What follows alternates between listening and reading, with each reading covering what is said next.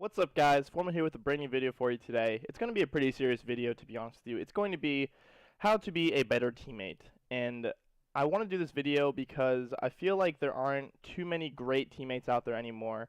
And I just want to give you guys some tips on how to be a better teammate through what I've learned being on so many teams throughout Halo and Call of Duty over my years and years of experience of competing at a pro level.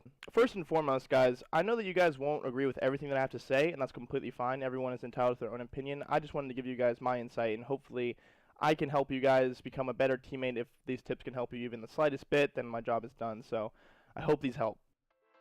Okay, guys, my first tip is to not be the guy that always shows up late. Like, you know that you have a tournament to play at 4 o'clock, yet you constantly show up 10 minutes late, or 20 minutes late, or 30 minutes late, and then it's like, yo, dude, what were you doing? We've been on. And he's like, well, I've just been chilling. And it's like, what do you mean you've just been chilling? I've been on getting fucking system hacked for the past hour, and you're over there just like chilling? I could have been chilling. You know, just you don't want to be that guy who's always late to practice, or, you know, just be on time. It's just a better trait to have, just to be on time with your, you know, your work. 'Cause that's what this is. It's pretty much work. All right, the next thing I want to talk about is communication. And this is something that is so underrated since I've been in this community that people just don't know how to do. I don't know why, but communicating with your teammates is so big. It is like the biggest thing you can possibly have while you're playing next to like 3 other people. You want to know, you know, what's going on in the game, what they're seeing and what you're seeing. That obviously they want to hear it.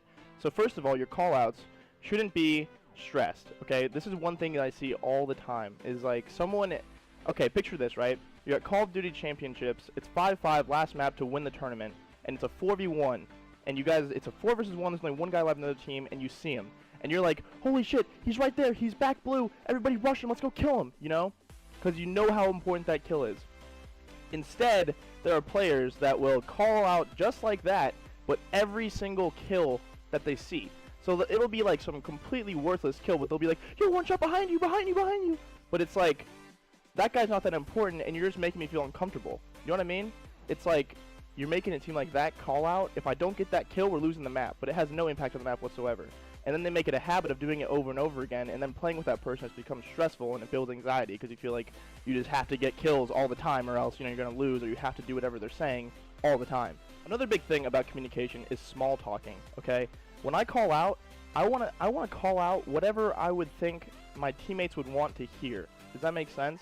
So when I hear a call out, I want to be like, yeah, that's what I would have said because I wanted to hear that. I don't want to hear how many bullets he just took or how bad the host is. I want to hear where that guy's going so that I don't die in the next 10 seconds because you're over there complaining for the next 15. You know what I mean? Now, like, when you're calling out, you want a small talk. So say I'm running up behind Nade Shot, and he's pushing up, and he's not looking at his mini-map, and he's just pushing forward, and he looks at the uplink ball or something, just hypothetically speaking.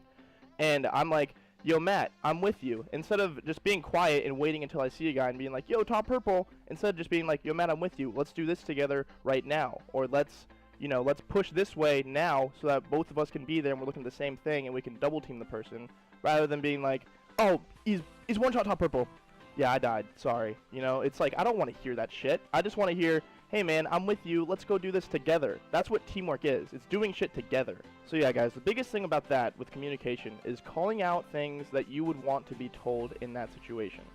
Okay, this next one is the biggest thing that I have seen since I've been in the Call of Duty community, and it's called respect, okay? What I mean by that is there are certain ways that you can talk to someone or tell them to do something, and it can come off as a complete dickhead move, or it can come off as a nice way, and you'll reach through to that person, you'll break through to them, they won't think you're an asshole, okay? So a lot of things that I see when I'm watching streams, 'cause I watch streams all the time, is I'll see a team start losing, and all of a sudden there's 2 people just bickering, and then the bickering turns into a big fight, and the bickering could have stopped completely. So here's how it starts, right? So someone pulls out a flag, and they weren't supposed to pull out the flag then, but they didn't know. They were the last guy alive in their base, and they think that they had to pull it out. So they pull the flag out, and then one of the teammates, instead of being like, oh, it's all good, man, don't worry about it, let's reset, this is what they say. Yo, what the fuck did you just do? And then that person's like, hold up, because they feel attacked, okay? Like, when you get someone to yell at you like that, you feel like you're being attacked, so immediately you think in your head, I gotta defend myself.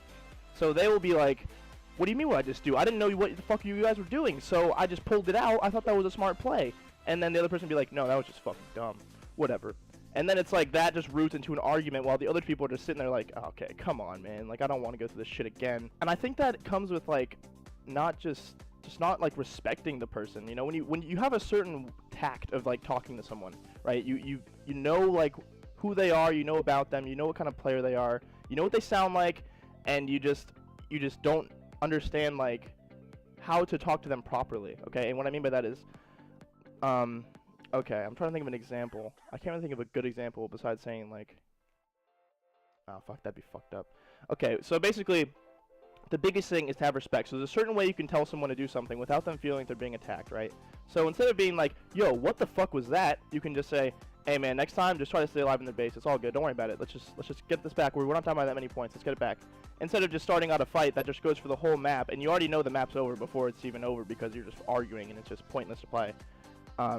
There's a certain way of just talking to someone where they don't hate you, you know? Like, there's just so much time that you spend with people when you're on a team. There's just so many nights that you're just practicing over and over and over again. Everyone's gonna make mistakes, but there's just certain times where, like, people will start to hate each other because they're like, this guy just says this too many times. He fucks us over, and he's mean, and, you know, and it's like, I hate this guy. And when you're done teaming with that person, you have nothing but bad things to say about them. And you should never want to be that person, okay? You want to be that person that they're like, oh, dude, he was a great teammate, dude. He showed up on LAN, and he was a good guy. I love that dude. Instead of being like, oh, dude, I got to tell you this story about this kid. I fucking hate him. You know what I mean? Just try to talk to someone the way you would want to be spoken to. Don't yell at them. You know, don't scold them. Just constructively criticize them in a nice way so that they don't feel like they're being attacked. Okay, the next thing is inside the booth vibes, or tournament vibes in general. If I'm in the booth with 3 dudes and all we can hear is each other in the game sound, and there's a ref in the booth with us, that's fine or whatever, but we don't hear him at all. So you're listening to like 3 other people talking, right? So everything they're saying you can pretty much hear perfectly because it's a soundproof booth. Whether or not you're in a side station or not, you're still like focusing on what your teammates are saying. So if we go down 0-1 in the series, the last thing I want to fucking hear from one of these guys is, yo, let's not fucking choke, man. These kids suck. I hate these kids. Let's not fucking lose to these kids. That'd be embarrassing. Why would I want to hear that? Like, how much more pressure do you just put on the whole team to not lose? Instead of being like, yo, it's all good, guys. You know, it's all good, dude. Let's just bounce back. We got this. This S&D's ours. You know, slap them 5. Instead, they're just like, I can't believe we just lost that hard point, dude. We never lose hard point. What do we do? I don't know what to do now. Like, man, we better win the search or else the series is over. You guys want that? It's like, why would you want to hear that when you're in a booth with someone, you know what I mean? You want those positive vibes just to flow through the booth and the series the whole time. There are so many teams that I've watched throughout the league in 2Ks and 5Ks where they go down 0-2 in the series, and you know the series is already over before it even fucking, like, ends. You just know they're about to get 3-0'd. Because every single person on the team's like, oh, fuck. Whatever, man. Alright, let's just try to win. It's like, what kind of attitude is that? Why is your attitude that bad that you just gave up after 2 maps? Another thing, guys, is I don't get why people don't leave out-of-game stuff out of game, okay? There are times when I will see this, and this is so immature and so fucked up, but I'll see this sometimes, right? Say, I'm watching a team. One of their, like, players makes a bad play or something, right? And then he's like, oh, my bad, I just made a bad play. And then one of the teammates is like, yeah, that was fucking stupid, man. And then the person that made the bad play responds with something like, what the fuck do you mean, dude? Like, you're a fucking virgin. Like, you've never touched a girl. And it's like, where did that just come from? Why are you, like, attacking him in that way? You know, like, just personally attacking someone because of the video game, you know? It's, like, so uncalled for. It's, like, unbelievable that it's even happening.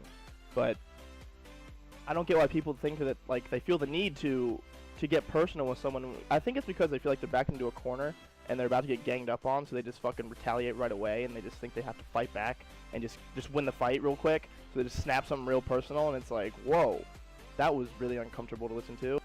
Okay, my last thing, guys, to talk about is team chemistry.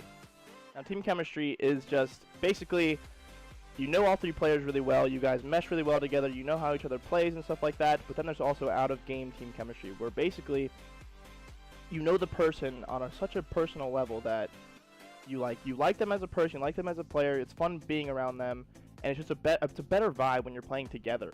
A big thing with that is the Optic House. That's a big thing because Nate and Krim can hang out whenever. You know, they can just go get food, they can just kick it, they can watch movies, and they're getting to know each other outside of the game.